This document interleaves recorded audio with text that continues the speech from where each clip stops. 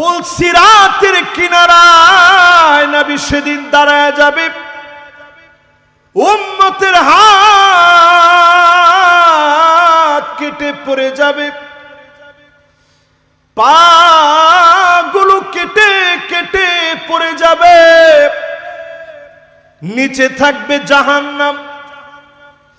আমার নবী পুলসিরাতের কিনারায় দাঁড়ায় থাকবে, আল্লাহকে ডেকে ডেকে মায়া নিয়ে নবীজি সেদিন বলবে, ইয়া রাব্বি সাল্লিম, ইয়া রাব্বি সাল্লিম, ও মালিক দয়া করে একটু মাফ করে দেন, উম্মত গুনারে শান্তি দিয়ে দেন। নবীজি সেদিন যখন দোয়া করবে, উম্মতদেরকে আদর করে যিনি মাফ করে দিবেন তিনি কে? ধরেন আজকের মাইক সব বন্ধ হয়ে গেছে, ওয়াজ বন্ধ, আরে কথা কয় না, ওয়াজ বন্ধ। যতক্ষণ আল্লাহ তাআলা আমাদের হার্টের মধ্যে শক্তি রেখেছে, আওয়াজ করে আমরা ইনশাআল্লাহ আল্লাহর কথা বলেই যাব। জোরে কোন আল্লাহু আকবার। নবীজি পুলসিরাতের কিনারায় আমার আপনার জন্য দাঁড়ায় থাকবে। কিছু কিছু আল্লাহর গোলাম এমনও হবে যারা যাওয়ার সময় শরীর থেকে এমন ভাবে নূর বের হবে, জাহান্নাম নিচ থেকে বলবে, জুজিয়া মুমিন ইন্না নূরাকা ইউতফিউ লাহাবি, ও মুমিন তাড়াতাড়ি চলে যাও। এক নম্বরে ঈমান আনার পরে দুই নম্বরে ওয়ামা কানা আল্লাহু লিয়ুযিআ ঈমানাকুম, আল্লাহ এমন বেখবর নন তোমাদের ঈমান নষ্ট করে দিবে। মুফাসসিরিন ইকরাম অর্থ নিয়েছেন নামাজকে আল্লাহ নষ্ট করে দিবে এমন না। আয়াতের শানে নুজুল কি? 16 মাস সাহাবায়ে কেরাম বাইতুল মুকাদ্দাসের দিকে ফিরে নামাজ পড়লেন। আল্লাহ পাক যেদিন কাবাকে কিবলা বানায় দিলেন, মনে মনে সাহাবায়ে কেরাম ভাবলেন যারা আগে মারা গেছে তাদের নামাজের ব্যাপারে কি হবে।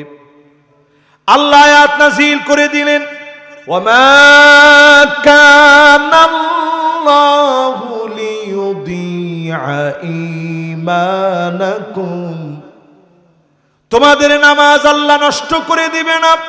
তার মানে যারা নামাজ পড়বেন তাদেরকে যিনি সফল বানায় দিবেন তিনি কে? আজকে থেকে যদি আপনি নিজের ইমানদার বলে মনে করেন, ঈশার নামাজটা আগে পড়বেন এরপরে ঘুমাইবেন, নাইলে ওয়াজের কোনো লাভ নাই। আমার সাথে সাথে বলেন ওয়াজের কোনো, আরেকটু জোরে কোন, ওয়াজের কোনো, ওয়াজের লাভ তখন হবে যখন আজকের মাহফিল থেকে গিয়ে আগে নামাজ পড়বেন।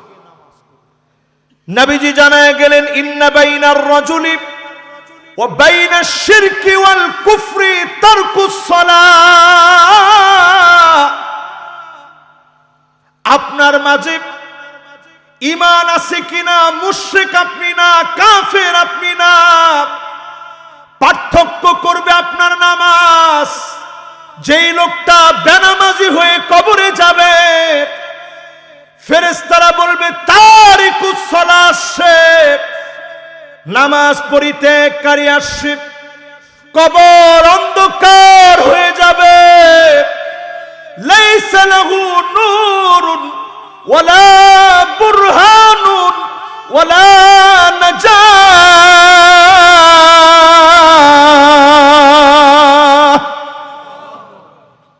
আর আপনি যদি খালি নামাজটা নিয়ে কবরে যেতে পারেন, জীবনটা কত সহজ, কত সুন্দর, কত সরল।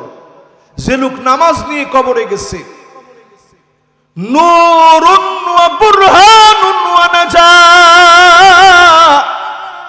নামাজ আপনার পক্ষে সাক্ষী হয়ে যাবে, আলো হয়ে দাঁড়া যাবে, আল্লাহর কাছে কথা বলবে।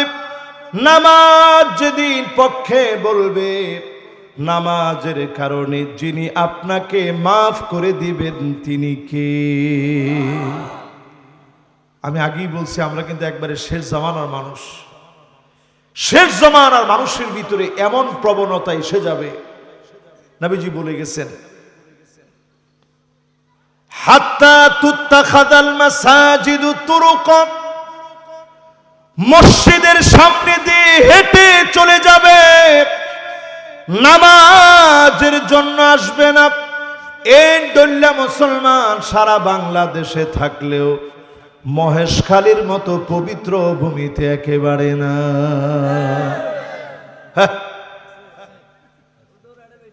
এডে বেশি না, যে কুছি এডে বেশি, ইতে বা আজি এ এলাকার লোক না। আচ্ছা, এবার আপনারা নিজের একটু আমারে বলেন তো, আচ্ছা এই এলাকায় কতজন লোক নামাজ পড়ে? না না, অসুবিধা নেই, ভাই যে কইছে সমস্যা নেই, এটা সত্য কথা বলছে তো। এটা বেশি, এটা একটু অতিরঞ্জিত হয়েছে, ঠিক আছে। এই এলাকায় বেশি নেই। এই এলাকার মাহফিলের দৃশ্য দেখলে মনে হয় সবাই নামাজ পড়ে। জোরে করে আল্লাহু আকবার। আমি যদি আপনাদেরকে এখানে একটু প্রশ্ন করি, রমজান মাসেও নামাজ কি সবাই পড়ছে? মাশাআল্লাহ, প্রথম দিন গিয়ে আর কি, প্রথম দিন এত পরিমাণ মুসল্লি হয়েছে। আমি নিজে দেখছি, আমার সাথে মুসল্লিরা ডাইরেক্ট বলতেছে যে হুজুর, ইন মুসল্লিরা একদিন থাকিবে আর কি। আমি সাথে সাথে ওই দিন চোখে পানি চলে আসছে। আল্লাহ, এই যে লোকটা বলছে একদিন থাকবে, এরা সব যদি নামাজি হয়ে যেত, এদেশে দিন কায়েম হওয়া মুহূর্তের ব্যাপার, দিন কায়েম হয়ে যেত, ঠিক কিনা বলে? আচ্ছা, দিন কায়েমের কথা বললে অনেকের গায়ে জ্বালা ধরে যায়, ঠিক কইছে একজনে, বাকিরা কি কন? যে আল্লাহর জন্য আমি নামাজ পড়তে চাই, যে আল্লাহর জন্য নবীর আদর্শ মানতে চাই, ওই আল্লাহর জন্য দিন কায়েমের স্বপ্ন আমি দেখতে চাই। তো যারা আমার সামনে বসছেন, নামাজ কায়েম করলে দিন কায়েম হবে, এটা বিশ্বাস হয়? ইল্লা বাংলাদেশের লোকেরা রমজান মাসেও এদেশে নামাজির সংখ্যা ছিল 40%, 60% লোক তখনও নামাজ পড়ে নাই। যদি এদেশের 100% লোক নামাজি হয়ে যেত, মসজিদ যেমন আপনার কাছে অনেক মনে হয়, এই রোড ঘাট সব ভরে যেত, প্রত্যেক নামাজের সময়ে এক একটা বিপ্লবের মঞ্চ বলে মনে হতো। মুসলমানরা যখন বের হতো, মনে হতো একটা বিপ্লব সেরে বিজয়ের পতাকা নিয়ে এখন মুসলমানেরা বের হচ্ছে। জোরে কোন আল্লাহু আকবার। এই মাহফিলে যারা আপনারা বসছেন, ঈমানের পরে যদি নামাজ নিজের জীবনে আনতে পারে, হাসতে হাসতে মৌত হবে, ঈমানের হালতে মৌত হবে। জবানে যিনি কালেমা নসিব করে দিবেন তিনি কে? তাহলে আমি বলছি, ফানিআমা আজরুল আমিলিন। ছোট ছোট কিছু কাজ, সবাই তো নিজের ইমানদার দাবি করি। এরপরে নামাজ পড়ার কথা বলছি, 5 ওয়াক্ত নামাজ সময় লাগে কতক্ষণ? আচ্ছা ধরে নেন না 2 ঘন্টা। 2 ঘন্টা লাগায় যদি আপনি নামাজ পড়েন, আপনি আল্লাহর ওলি হয়ে যাবেন, লিখে রাখেন। এই সামান্য সময়টুকুন যদি একটু কোরবানি করে নামাজে আসেন, একদিন চেষ্টা করেন না, আজকে শুধু ফরজই পড়েন, এরপরে আস্তে আস্তে সুন্নতের অভ্যাস করেন, এরপরে আস্তে আস্তে আপনি নফল পড়েন, এরপরে আস্তে আস্তে তাহাজ্জুদে আপনি দাঁড়ান, আপনি স্বাদ অনুভব করবেন, একটা বেহেশতি স্বাদ। যখনই দাঁড়াবেন মনে হবে আপনি আপনার মালিকের সঙ্গে কথা বলতেছেন। জোরে কোন আল্লাহু আকবার। ওয়াসজুদ ওয়াক্তারিব, সিজদা দিলে নিকটে আসা যায়। আকরাবু মা ইয়াকুনুল আবদ মির রাব্বিহি ওয়া হুয়া সাজিদুন ফাকসিরুদ দুআ। সিজদায় চলে যান, মনের কষ্টগুলা খুলে খুলে আল্লাহরে বলেন, আল্লাহকে মনের ব্যথাগুলো খুলে খুলে বলেন, যন্ত্রণা দুঃখগুলা খুলে খুলে বলেন, কাছ থেকে যিনি কবুল করে নেবেন তিনি কে? এরকম 10টা ছোট ছোট আমলের 3 নাম্বার কাজটা হচ্ছে মিসওয়াক করা। জোরে কোন, কি করা? মিসওয়াক করা খুব কঠিন না সহজ? একটু সবাই কোন, সহজ না কঠিন? নবীজি সাল্লাল্লাহু আলাইহি সাল্লাম ইন্তেকালের একেবারে আগ মুহূর্তে, মিসওয়াক আছে আপনাদের সাথে? দেখি কার কার সাথে আছে, একটু দেখান তো দেখি। বাজিরে এইখানে মাশাআল্লাহ একজন, এই যে মাশাআল্লাহ, এটা একটা অস্ত্র, এটা বাসায় কেন, এটা পকেটে থাকবে। দেখেন আমার পকেটে দুইটা আছে, এই দেখেন আরেকটা, একেবারে দেখেন ছোটখাটো পিচ্ছি হয়ে গেছে। একটা মিসওয়াক আপনি আপনার সঙ্গে রাখবেন, ফায়দাটাকে একটু শুনেন। মিসওয়াক আপনার সঙ্গে রাখেন, সাকারাতুল মাউত, মৃত্যুর যন্ত্রণা সহজ হয়ে যাবে। আল্লাহু আকবার বলেন। আম্মাজান আয়েশা বলেন, আমার ভাই আব্দুর রহমান নবীজির ইন্তেকালের আগ মুহূর্তে আসে, যখন ইন্তেকালের আগ মুহূর্তে আসছে, নবীজির কপালটা ঘেমে যাচ্ছিল। ইন্না লিল মাউতি সাকারাত,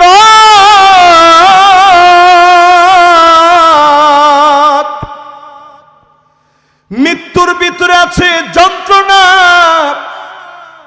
বারবার নবীজি আলতো হাতে কপালটার মধ্যে পানি দিয়ে ভিজাচ্ছিলেন। সেই মুহূর্তে আব্দুর রহমান যেই না সে হাতের মধ্যে একখানা মিসওয়াক, ওয়া আরাফতু আন্নাহু ইউহিব্বুস সিওয়াক,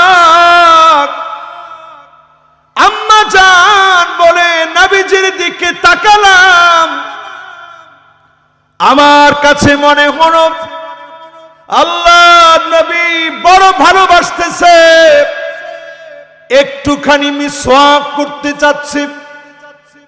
চিবানোর মতো শক্তি আল্লাহ নবীর ছিল না।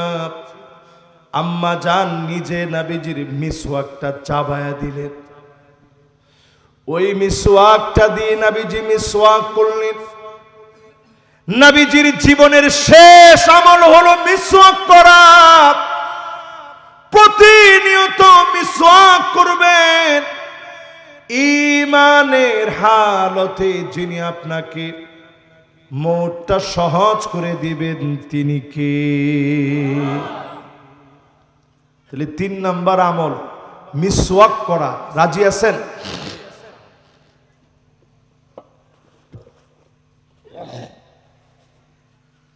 মিসওয়াক করতে রাজি আছেন? কয় টাকা খরচ হয়? ইনশাআল্লাহ আমার এই মাহফিলে আমার শিয়াবুদ্দিন সহ যারা যারা আছে, আমার আক্তার ভাই আছে, এরপরে আমার মেহমান আছেন, সবাই মিলে যদি আমরা চাই আগামী মাহফিলে আপনাদেরকে হয়তো তেমন কোনো খাবার দাবার দিতে পারবো না, কিন্তু মিসওয়াক একটা আমরা দিয়ে দিতে পারবো। পারবো না ইনশাআল্লাহ? আমার মুজাহিদ ভাই আছে, পয়সাওয়ালা মানুষ, ইনশাআল্লাহ আরা সবাই দিতে পারবে না? একটা মিসওয়াক আমরা সবাই নিয়ে যাব। এটা তাবুকের যুদ্ধের একটা হাতিয়ার। সেই সময়ের সুপার পাওয়ার রোমকদের সঙ্গে যখন নবী করিম সাল্লাল্লাহু আলাইহি ওয়াসাল্লামের সেই সময়ের সুপার পাওয়ারের সঙ্গে যখন লড়বে, 1000 কিলোমিটার সফর করে সাহাবায়ে কেরাম গেছেন। প্রচন্ড গরম তাপদাহের কারণে এত কষ্ট হয়েছে, ক্ষুধার তৃষ্ণায় ত্রাহি ত্রাহি করছে। ঠিক ওই মুহূর্তে সাহাবায়ে কেরামকে নবীজি বললেন, তোমরা একটু মিসওয়াক করো, ক্ষুধার যন্ত্রণাটা কমবে। সাহাবায়ে কেরাম যখন মিসওয়াক করা শুরু করছে, সেই সময়ের সুপার পাওয়ার তারা দেখে চিন্তা করতেছে, যেইভাবে দাঁতগুলো ধার দিচ্ছে, এদের সামনে গেলে আমাদের আর রক্ষা নাই। বিনা যুদ্ধে সুপার পাওয়ারদেরকে মুসলমানরা হারিয়ে দিয়েছে একটা অস্ত্র দিয়ে। জোরে কোন আল্লাহু আকবার। ঠিক না বাজি? ও একজনের কাছে ফোন আইসছে, হতাহতে করত আর কি, ইতে হতাহতে করত। মাশাআল্লাহ, চিটাঙের ভাষা কিন্তু সহজ, বেশি কঠিন না। মাঝখানের কিছু বাদ দিলে চিটাঙের ভাষা হচ্ছে আলাতো। যেমন অন্য অন্য এলাকার লোকেরা কয় ফাগর, চিটাঙের লোকেরা কয় ফ। ঠিক না? এই এলাকায় আল্লাহর অনেক রহমত আছে। দিনের দাওয়াত এই অঞ্চল দিয়ে সারা বাংলাদেশে ছড়াইছে। জোরে কোন আল্লাহু আকবার। আপনার আল্লাহর কাছে বড় দামি। প্রিয় ভাইয়ের আমার, তিনটা আমলের পরে এবার 4 নাম্বার আমলের দিকে যাই। নবী করিম সাল্লাল্লাহু আলাইহি ওয়াসাল্লাম 4 নম্বরে নবীজি সাল্লাল্লাহু আলাইহি ওয়াসাল্লাম আমল দিয়েছেন, সাআতাও ওয়া সাআ। দুনিয়ার জন্য সময় দেন, খানিকটা সময় দিন বিজয়ের জন্য দেন। এটাকে বলা হয় সময় দান। কি দান? না সময়ের দাম না, সময় দান। কি দান? ধরেন প্রত্যেক সময় দেওয়ান ফরিব। মাশাআল্লাহ, সিটিংকি ভাষা তো আলাদা। সময় দেন ফরিব কতটুক? যদ্দূর পারেন। একটু চার দোকানে বসছেন, বাজে বাজে কথা না বলে বললেন যে ভাই আসেন আল্লাহর জমিনে আল্লাহর দিনটা প্রতিষ্ঠা করি। আপনি যে চায়ের দোকানে বলছেন তেমন কোনো লাভ হয় না, হয়তো ওই দিন বলার পরে আপনার মালাকুল মউত চলে আসছে। মানিক বাররাত কাদামাহু ফি সাবিলিল্লাহ, ওই যে আপনি পা বাড়িয়ে দিনের দাওয়াত দেওয়ার জন্য বের হয়েছিলেন, হারামাহুল্লাহু আলাইহিন নার, জাহান্নামের আগুন যিনি হারাম বানায়া দিবেন তিনি কে? ফানি'মা আজরুল আমিলিন। কাজ কিন্তু সহজ, দাম কিন্তু অনেক। এজন্য উল্টাপাল্টা কথা না বইলা একটু দিনের জন্য বসার চেষ্টা করেন। রাজি আছেন ইনশাআল্লাহ?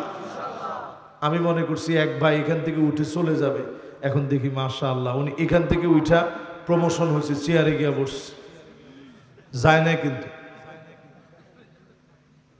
মাশাআল্লাহ। না না অসুবিধা নেই, বসতে যেখানে কষ্ট হবে আপনি চেয়ারে গিয়ে বসবেন, কোনো সমস্যা নেই। আমি কিন্তু ওয়াজের ভিতরে এরকমই ওয়াজ, শুধু আমি একলা করলাম, যাওয়ার সময় আপনারা জিজ্ঞাসা করলো কি ওয়াজ শুনিলে, তো কিছু না বুঝিলাম বাজ। আজকের এই মাহফিল থেকে যাওয়ার সময় অন্তত যেন কয়েকটা আমল বলতে পারেন। ঈমান, এরপরে কি? এরপরে কি?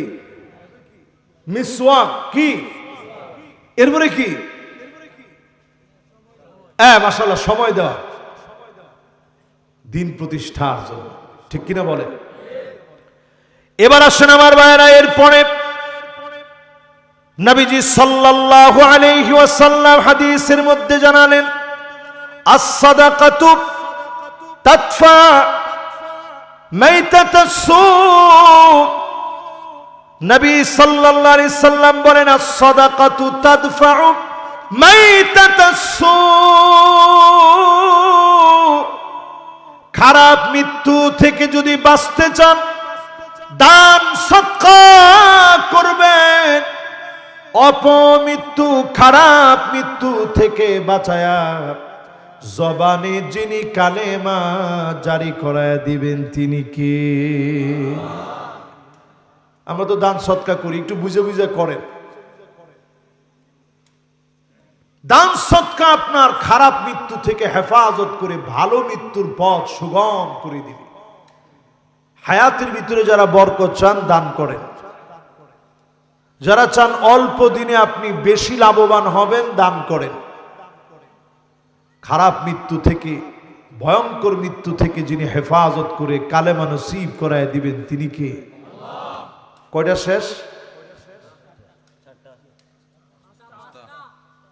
আবার একটু কোন। 1 নাম্বার কি, 2 নাম্বার, 3 নাম্বার মিসওয়াক কি, 4 নাম্বার, 5 নাম্বার দান করা। মাশাআল্লাহ। এবার 6 নাম্বারটা শুনে নবী করিম সাল্লাল্লাহু আলাইহি সাল্লাম আমাদেরকে জানায় গেলেন, ইজলিস বিনা নুমিন সাআত, ইজলিস বিনা নুমিন সাআতান। ঈমানের পথে যদি আপনি বসেন, একটা মুহূর্ত যদি ঈমানের পথে বসে কথাগুলা শুনেন। মুআজ বিন জাবাল রাদিয়াল্লাহু তাআলা আনহু বলেছিলেন, আমাদের সঙ্গে বসো, ঈমানের কথা তোমাদেরকে শোনা দিব। নেককারদের সঙ্গে চলবেন, আপনাকে যিনি ঈমানের সহিত মৃত্যু দিবেন তিনি কে? কত নাম্বার? মাশাআল্লাহ। একখানে ডর হরি হন না। ক নাম্বার? আর বাকি আছে 4টা। আলহামদুলিল্লাহ, আমরা আমাদের সময়ের মধ্যে আছি। তাহলে 6 নাম্বার কাজ হচ্ছে ঈমানদারদের সঙ্গে বসবেন। গুন্ডা, বদমাশ, লুটেরা, যারা চাঁদাবাজ, গুন্ডামি করে, ওই সমস্ত নেতার সঙ্গে বসা যাবে না। আমরা বড় আফসোসের সঙ্গে লক্ষ্য করছি, কিছু কিছু মানুষ স্লোগান দেয়, নেতা তোমার ভয় নাই। কিছুদিন পরে দেখা যায় নেতারে গিয়ে কয়, নেতা বাজার কমিটির ফন্টটা যদি আরে দি ফেলাইতে। ও বাজি রে বাজি, তুই যে ডললে চোর দি ফেলাইছি তো। এটা সাথে সাথে সে মনে মনে স্লোগান দেয়, সামনে সামনে না, নেতা তোর দরকার নাই, তোর সাথে আর আমি নাই। এরকম মানুষের সঙ্গে যারা চলেন, আজকে থেকে সাহাবাত সব বাদ দেন। ওয়াইন তুখালিতুহুম ফাইখওয়ানুকুম, নেককারদের সঙ্গে চলেন, ভাই বানান। আপনি নিজে নেককার হয়ে ওই লোকটাকে দিনের দিকে আনার জন্য মেহনত করেন। ফাইখওয়ানুকুম, যেই লোকটা বুঝে নাই ওই লোকটাও দিনের দিকে আসবে। এই সহবতকে যিনি দামি বানায়া জান্নাতি বানায়া দিবেন তিনি কে? এরপর আরেকটা হাদিস শোনাই। কয় নম্বরে আছেন মনে আছে?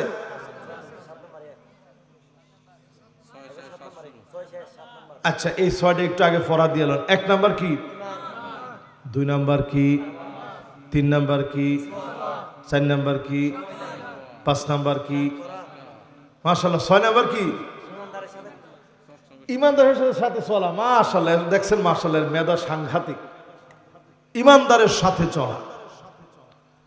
এই দেখেন যারা মাহফিল করাইছে, এই যে মাহফিলের লোকগুলো একসাথে ঘুরছে, কয়েকটা ছেলে নামাজি হওয়ার কারণে অন্যদেরকে বলছে, আচ্ছা মাহফিলের জন্য আমরা কষ্ট করতেছি, নামাজটা পড়িল। আর যদি এটা গান বাজনার অনুষ্ঠান হইতো, তুইতিরে কইতো কিসের নামাজ বেড়া। ঠিক না ভাই? এরপরে যদি নামাজ নাও পড়ে, যার কাছে মাহফিলের একটু টাকা আনতে গেছে, ওই লোক কইছে, কিরে তোর নিজেরই তো নামাজের খবর নাই, তুই কি মাহফিল করিবি, কিছু না বুঝিলাম। ঠিক না? তুই যে কাজের দিকে আসলে ভালো মানুষ হওয়া যায়, নেককার হওয়া যায়, এই নেকের মানুষের সঙ্গে যখন আপনি চলবেন, শুধু দুনিয়ায় লাভ না, কিয়ামতের দিন কোন বদকারের সঙ্গে আর কোনোদিন দেখা হবে না। আমি বক্তা যদি বদকার হই, আপনারা তো আমারে চিনেন না, আজকে খুব শখ করে দাওয়াত দিয়ে আনছেন, আমি কেমন এটা একমাত্র আমার আল্লাহ জানে। আমি যদি নেককার হই, ওই দিন আল্লাহর জান্নাতে আপনাদের সঙ্গে মোলাকাত হয়ে যাবে। আর যদি আমি নেককার হই, আপনারা নেককার না হন, আপনাদের সঙ্গে আর দেখা হবে না, যেদিন জান্নাতে মোলাকাত হবে। কোরআন বলছে والذين آمنوا واتبعتهم ذريتهم بإيمان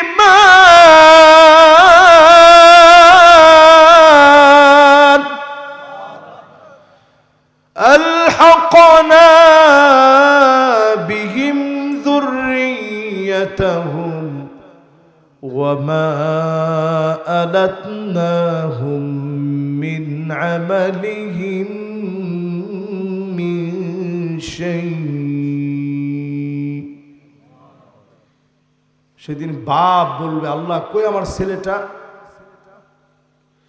বাপ বলবে, আল্লাহ কোথায় আমার মেয়ে? এক নজর হলেও দেখতে চাই। কত বাপ সেদিন জান্নাতে গিয়েও কাঁদবে। আল্লাহ বলবে, আলহাকনা বিহিম যুররিয়াতাহুম, তার মেয়েটারে ছেলেটারে একবারের জন্য দেখাও। সেদিন বাপ এক নজর ছেলেটার দিকে তাকাবে, তাকায় দেখবে ছেলের গায়ে জাহান্নামের পোশাক, মেয়ের গায়ে জাহান্নামের পোশাক। আল্লাহ, আমার ছেলের গায়ে কেন জাহান্নামের পোশাক? আমার মেয়ের গায়ে কেন জাহান্নামের পোশাক? বড় আফসোস, আজকের এই সময়ে যদি কল্পনা করেন, বাপ নামাজি, স্ত্রী পর্দা করে না, এমন আছে না নাই? ছেলে নামাজ পড়ে না, বাপ একেবারে নেককার দিনদার, কিন্তু ছেলে কথা শুনে না। আছেন এরকম? এই কথা বলার পরে কত বাপের চোখে পানি চলে আসছে, আপনি হয়তো দেখতেছেন না। ডাইনে বামে তাকায় দেখেন, কত সন্তান বাপের কথা শুনছে না। সেই দিন কোন বদকারের সঙ্গে আর কোনদিন দেখা হবে না। ইমানদার হলে বারবার দেখা হবে। নামাজির সঙ্গে কেন চলবেন? ওই দিন নামাজিরা বলবে, আল্লাহ কানু ইউসাল্লুনা মা'ানা ওয়া ইয়াসুমুনা মা'ানা। কিছু লোক ছিল একসঙ্গে তারা নামাজ পড়ত, একসঙ্গে তারা রোজা রাখত। আজকে তো আপনার জান্নাতের ভিতরে দেখি না। এক নজর তাদেরকে দেখতে চাই। সেদিন মালিকের যদি দয়া হয়ে যায়, নামাজীদের সুপারিশের কারণে যিনি মাফ করে দিবেন তিনি কে? তাহলে একটু আমার সাথে সাথে বলেন তো দেখি, আজকে থেকে নামাজীদের সঙ্গে চলবেন, রাজি আছেন? কত নাম্বার? ও বাজি, কত নাম্বার?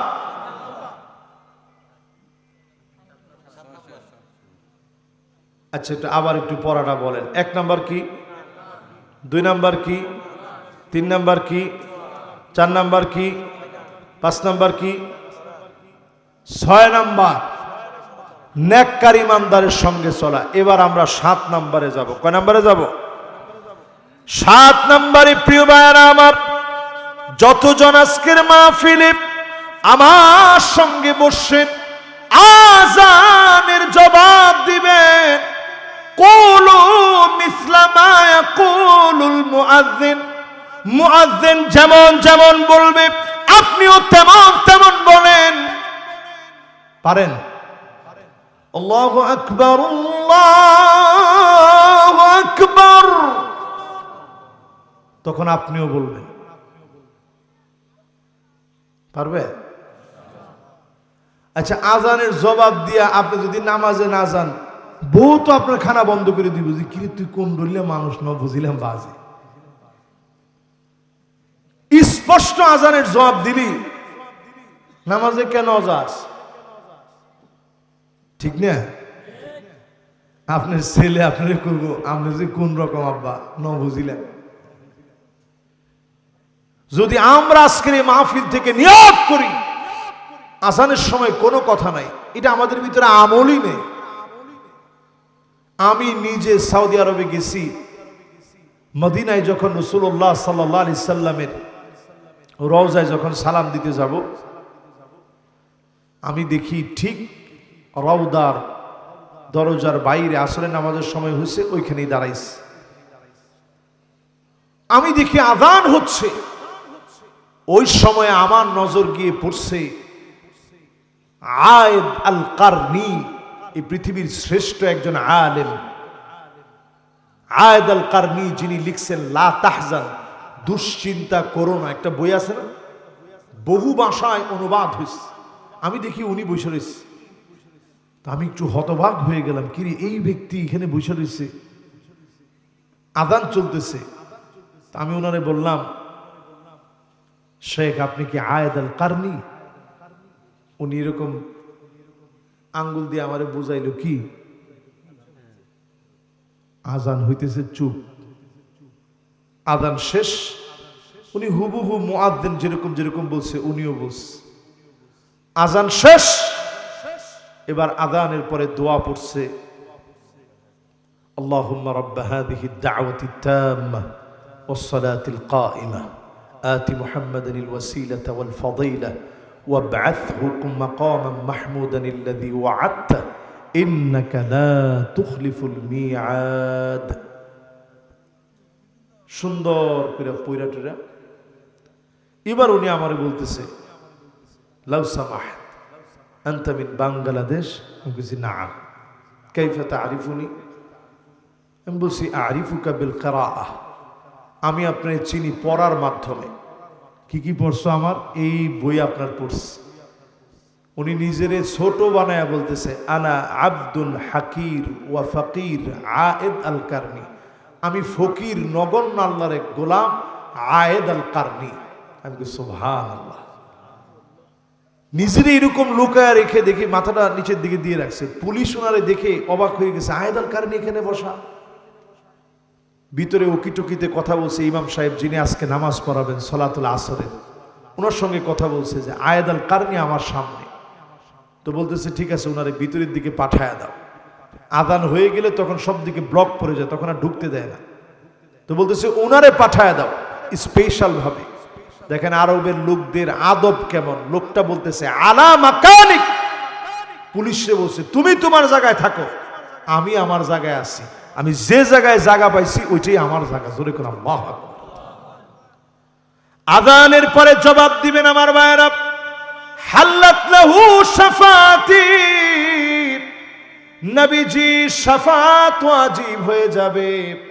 আল্লাহ নবী যদি অবশ্যই শাফাত করে, নবীজি যদি অবশ্যই আপনাকে সেদিন চিনে ফেলে, অবশ্যই যিনি মাফ করে দিবেন তিনি কে? কত নাম্বার শেষ? মাশাআল্লাহ, আমারও সময় শেষের দিকে। আর বাকি আছে কয়টা? আমি দেখতেছি যথেষ্ট মনোযোগ নিয়ে আপনারা বসছেন। এখন আর একটা লোক, মাশাআল্লাহ, এখন আরো 2-3 জন আসছে, তাড়াতাড়ি আসে। আইয়ুনবাজি, মাশাআল্লাহ মাশাআল্লাহ। ওনারা চিন্তা করছে যে হুজুরে যেমনি ডাক দিছে মনে হয় আজকে কিছু ক্ষতিপূরণ আছে।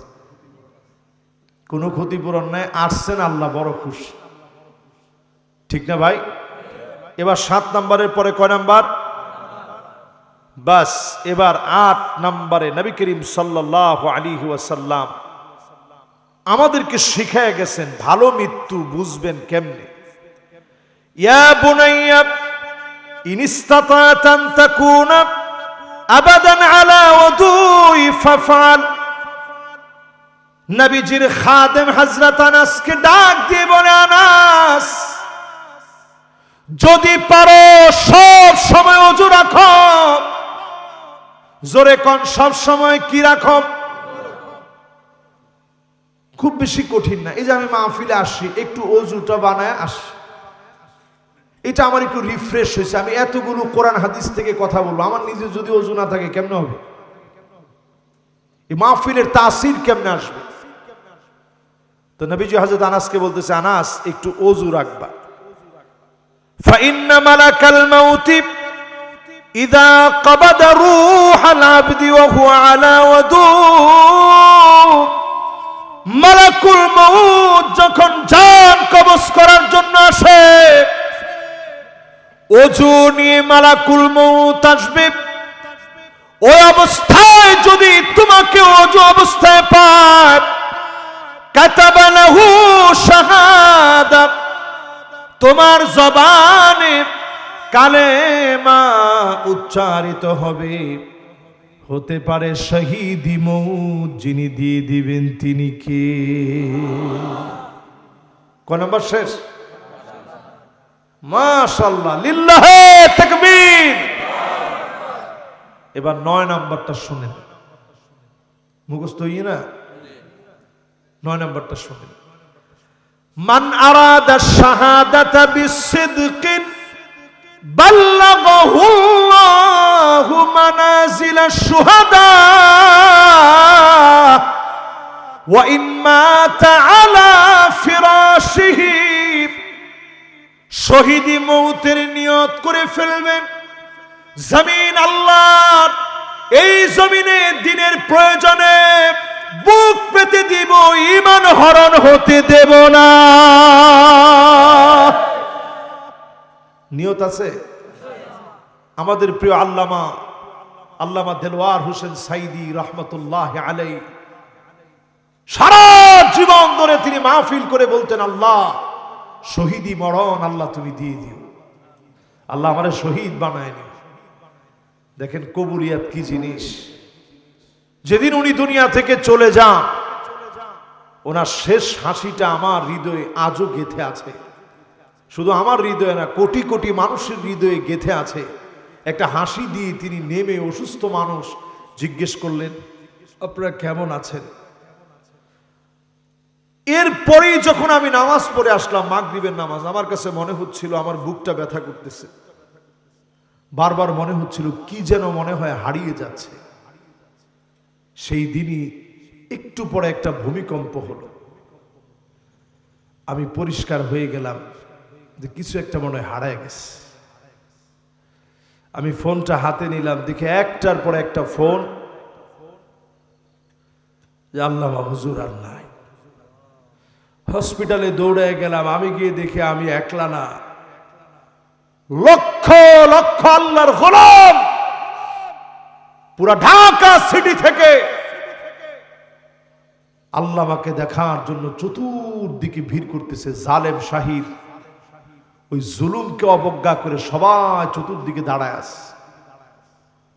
ওই দিন রাতেই আমার একটা চিন্তা হইল, অন্তত শেষবারের মতো তো হুজুরকে, হুজুরের পরিবারকে দেখানোর জন্য বাসায় নিয়ে যাবে, যে বাসাটায় জীবনে কত সময় উনি ছিলেন। এই জন্য আমি চালাকি করে ওই জায়গায় চলে গেলাম।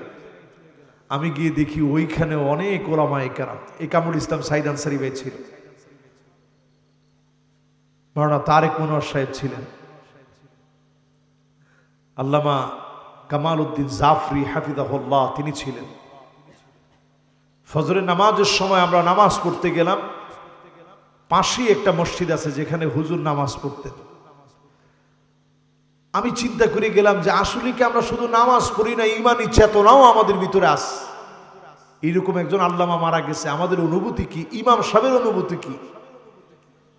যেই আমি নামাজে গেলাম, নামাজের সালাম ফিরানো শেষ, ইমাম সাহেব তিনি সবার দিকে ফিরে বললেন, আমরা আমাদের প্রিয় আল্লাহ আমাকে হারিয়ে ফেলেছি। শুধু একজন আল্লাহ আমাকে হারিয়ে ফেলি নাই, আমি আমার প্রাণ প্রিয় এক মুসল্লিকে হারিয়ে ফেলেছি, যিনি বাসায় থাকলে বা জামাত নামাজের জন্য চলে আসতো। কোন আল্লাহু আকবার। এরপরে ইমাম সাহেব যে কথা বলছে ওইটা 15ই আগস্টের ওই জালেম শাহীর সময়ে, এটা মারাত্মক কথা। মসজিদের এতগুলো মুসল্লির সামনে তিনি বলছেন, আল্লামা হুজুর আমারে অনেক ভালোবাসতেন, জেলখানা থেকে অনেক চিঠি তিনি আমারে লিখে লিখে পাঠাইছেন। ইনশাআল্লাহ একদিন সময় আসবে সব একে একে প্রকাশ করা হবে। আমি অবাক হয়ে গেলাম। এই আলেম এখনো হায়াতে আছে, মাওলানা আব্দুল গফফার সাহেব যিনি মালিবাগ মাদ্রাসার বাংলাদেশের কওমি মাদ্রাসাগুলোর ভিতরে অন্যতম একটা প্রতিষ্ঠিত কওমি মাদ্রাসা, নামকরা মাদ্রাসা, মালিবাগ মাদ্রাসার মুহাদ্দিস মাওলানা আব্দুল গফফার সাহেব হুজুর এখনো হায়াতে আছে। আমি দৌড়ায় গিয়ে ওনার হাতে ধরে চুমা দিলাম, যেভাবে সাহাবাই কারাম দৌড়ায় গিয়ে নবীজিরে চুমু দিতেন সেইভাবে ওনার হাতটার মধ্যে চুমু দিলাম। আর মনে হলো উনি ঈমান দীপ্ত যে কথা বলেছে, জালেমের পতনের সময় চলে আসছে। প্রিয় ভাইরা আমার, শাহাদাতের মউত যদি কামনা করেন, ওয়াইন মাতা আলা ফিরাশিহি, বিছানায় শুয়ে মারা যাবেন, শহীদি মরণ যিনি দান করে দিবেন তিনি কে? কয় নাম্বারটা শেষ? এবার 10 নাম্বারটা শুনেন। 10 নাম্বারটা হলো আমার ভাইয়েরা, আল্লাহ পাক যার কল্যাণ চান তার কাছ থেকে কিছু বিষয় আল্লাহ তাআলা নিয়ে নেন। সাহাবায়ে কেরাম বললেন, ওগো নবীজি কেমনে বুঝবো আল্লাহ পাক আমার জন্য কল্যাণ চাচ্ছেন? নবীজি বললেন, আইয়ুফিকাহু বিআমালিন সালিহিন ক্বাবলা মাউতিহি, যার কল্যাণ আল্লাহ চাবেন মৌতের আগে কোনো না কোনো একটা ভালো কাজ করা দিবেন। হয়তো আপনি সেজদা দিয়েছেন, ওই সেজদা দিতে দিতে মালিক আপনাকে ডাক দিয়ে দিবে, যিনি সৌভাগ্যবান বানায়া সেজদারত অবস্থায় কবুল করে নিবেন তিনি কে? কোরআন পড়তেছেন, আল্লাহ ডাক দিয়ে দিবে। দিনের জন্য বের হয়েছেন, ইমানের পথে আছেন, আল্লাহ ডাক দিবে। কোনো না কোনো একটা নেক কাজের ভিতরে আল্লাহ আপনারে মউত দিবে, জবানের ভিতরে কালেমা নসিব করায় দিবে। জোরে কোন আল্লাহু আকবার। ফানি'মা আজরুল আমিলিন। ছোট ছোট কাজ আল্লাহর কাছে বড় দামি। আজকের মাহফিল থেকে যদি এই ছোট ছোট কাজগুলা নিয়ে বাড়ি যেতে পারেন, আমার মনে হয় এই মাহফিলটা সার্থক হবে, আয়োজনটা সফল হবে। আজকে থেকে আমরা ইমানের দাবিতে যারা এই মাহফিলে নিজেদেরকে মুমিন বলে বসছি, নামাজ পড়ে আমরা ঘুমাবো ইনশাআল্লাহ। রাজি আছেন ইনশাআল্লাহ? আল্লাহ যেন আমাদের প্রত্যেকটা কথা আমি আমার নিজের জীবনে, আপনারা আপনাদের বাস্তব জীবনে আমল করার মধ্য দিয়ে আল্লাহর জান্নাতের দরজায় যেন আল্লাহ দেখা করায় দেয়। পড়ে না আমিন।